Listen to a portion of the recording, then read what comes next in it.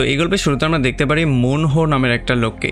আসলে সে একজন ডক্টর, তবে এখন সে তার গার্লফ্রেন্ড সিয়ংকে তার বাবা মায়ের সঙ্গে পরিচয় করিয়ে দেওয়ার জন্য গাড়িতে করে নিয়ে যাওয়ার চেষ্টা করছিল। তবে বাইরে প্রচুর বৃষ্টি হচ্ছিল, আর তার গার্লফ্রেন্ড সিয়ংয়ের অবস্থাও খুব একটা ভালো ছিল না, মানে সে একটু অসুস্থও ছিল।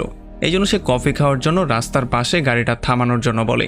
তবে সে গাড়ি থেকে বের হতে একেবারেই রাজি হয় না। এই জন্য মুন একাই কফি আনার জন্য বাইরে চলে যায়।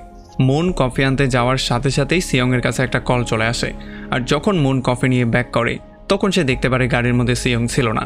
এই জন্য সে অনেক বেশি টেনশনে পড়ে যায়, আর যখন সে সিয়ংকে কল দেয় তখন নাম্বার সুইচ অফ ছিল। এই জন্য সে দৌড়ে ফুড কোর্টে গিয়ে ফুড কোর্টের স্পিকার দিয়ে মুনের জন্য মিসিং অ্যানাউন্সমেন্টও করে।